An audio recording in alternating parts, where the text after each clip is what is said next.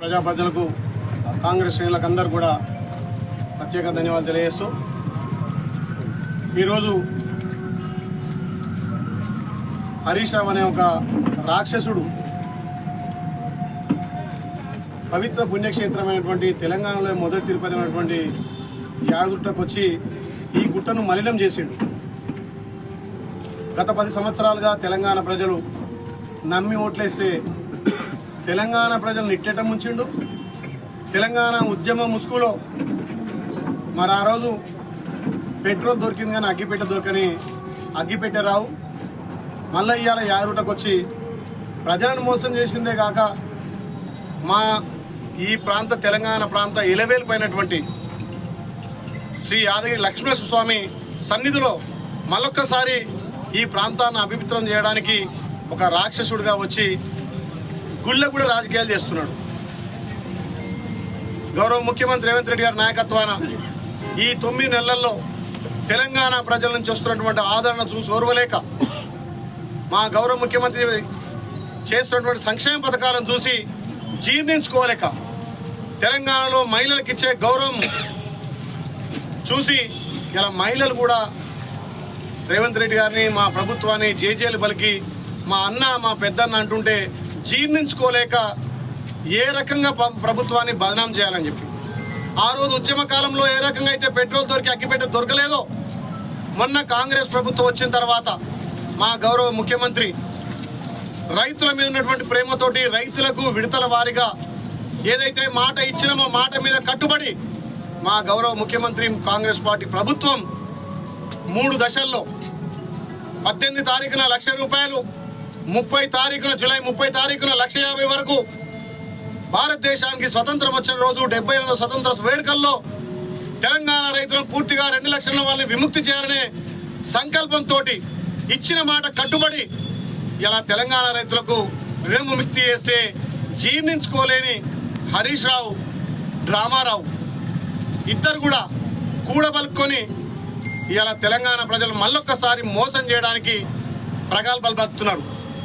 ఇలా తెలంగాణలో ముఖం చెల్లక మా గౌరవ ముఖ్యమంత్రి విసిరినటువంటి సవాల్కు స్వీకరించే దమ్ము ధైర్యం లేక ఆ రోజు ఎట్లయితే అగ్గిపెట్టె దొరకలేదో ఈ రోజు కూడా తెలంగాణ ప్రజలకు ముఖం చూయించలేక రాజీనామా చేయక రాజీనామా పేరు మీద డ్రామాలాడి మళ్ళీ నేను తెలంగాణ ప్రజలకు రుణమాఫీ చేయిస్తా అని చెప్పి డ్రామాలాడి ఇలా మాకు ఇక్కడ మా ఇంటి విలువైపోయినటువంటి లక్ష్మీనరసింహ స్వామి సన్నిధిలో ఇక్కడ ఈ ప్రాంతాన్ని పూర్తిగా మలినం చేసినటువంటి దుర్మార్గుడు హరీష్ రావు.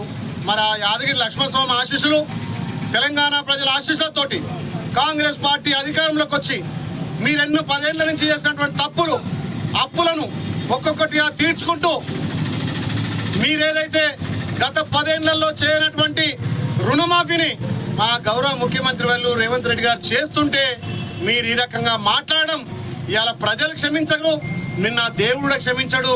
ఈడ నువ్వు ముక్కు నాలకు రాసిన తొర్లు బండాలు పెట్టిన గుండు గీయించుకున్న ఆ స్వామివారు మాత్రం మిమ్మల్ని క్షమించడు. మీ మామను కానీ మీ బొమ్మర్దిని కానీ నిన్ను కానీ క్షమించే రోజులు పోయినాయి. మీరు ఇంకా 50 ఏళ్ళు కొట్లాడినా మీకు అధికారం రాదు. మీరు ఖచ్చితంగా బీజేపీలో విలీనం కావడం ఖాయం. కాబట్టి ఇలాంటి దుబారా మాటలు ఇలాంటి దేవుళ్ళను మళ్ళొక్కసారి మలినం చేసే కార్యక్రమాలు చేపడితే రేపు గ్రామాలలో మిమ్మల్ని సీపిరి కట్టతో కొడతారు. గతంలో ఏకకాలంలో రుణమాఫీ చేస్తా అని చెప్పి 4 విడతలుగా ఏ రైతుకు అసలు వడ్డీ కిందనే పోయినాయి, అసలు అట్టే బ్యాంకులలో ఉంది. ఏ రైతు కూడా పాస్బుక్ బయటికి తీసుకోలేచ్చని చరిత్ర. 8,500 కోట్లు రైతులకు ఎగనాం పెట్టిరు. రైతుల రుణమాఫీ కోసం ఓఆర్ఆర్ అమ్మిన చరిత్ర నీచమైన చరిత్ర మీ మావది మీ బామ్మర్ది నీది. మరి నువ్వు 6 అడుగుల ఆజానుభావం ఉంటావు. నీకు దమాకు మెదడులో ఉందా మోకాలలో ఉందా? ఏమనంటే రాజకీయాలు, ఏమనంటే సెంటిమెంట్లు, ఏమనంటే దేవుని నమ్ముకొని రాజీనామా ఎక్కడ చేయాల్సో అని తెలంగాణ ప్రజలు గల్లబట్టాడుతారని చెప్పి ఈ డ్రామాలకు తెరలేపిన హరీష్ రావుకు ఖచ్చితంగా రేపు స్థానిక సంస్థల్లో ఖచ్చితంగా బుద్ధి చెప్తారు. ఏ ముఖం పెట్టుకొని గుట్టకొచ్చిరియాల మీరు? గుట్టను గత 10 ఏళ్ళుగా ఏలినటువంటి వాళ్ళు ఈ గుట్ట కింద స్వామివారి నమ్ముకొని మా తాత తండ్రులు మేమందరూ కూడా స్వామివారి కాళ్ళ దగ్గర వచ్చే భక్తులకు సేవ చేసుకొని మేము బతుంటే మా పొట్టను కొట్టినటువంటి మీ ప్రభుత్వం గుట్ట అభివృద్ధి పేరు మీద 1000 కోట్లు దండుకొని ఇవాళ కవితకి ఎక్కడుంది? లిక్కర్ స్కామ్ లో ఢిల్లీ ఉంది.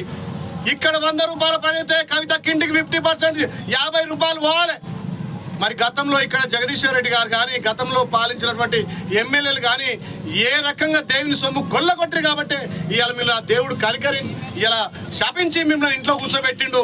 అయినా మీకు బుద్ధి రాకపోతే ప్రజలు బుద్ధి చెప్పి దేవుడు బుద్ధి చెప్పే దేవుని పేరు మీద దోసుకొని ఇలా ఓర్నర్ నమ్ముకొని రైతుల మీద భారాలు పెట్టి ఎన్నో కోట్ల అప్పు చేస్తే మీరు చేసినటువంటి పాపాలు కడుక్కుంటా, మీరు చేసినటువంటి అప్పును తీర్చుకుంటా, ఒక్కొక్కటిగా ఇచ్చినటువంటి సంక్షేమ పథకాలు అమలు చేసి తెలంగాణ రాష్ట్రంలో మహిళలకు పెద్దపీట వేసి ప్రజలు ఇచ్చిన తీర్పుతోటి 48 గంటల్లోనే మా అక్కా చెల్లెలకు ఉచిత ఆర్టీసీ సౌకర్యం కల్పించి మహిళలకు పెద్దపీట వేస్తే డ్రామారావు ఏమంటాడు?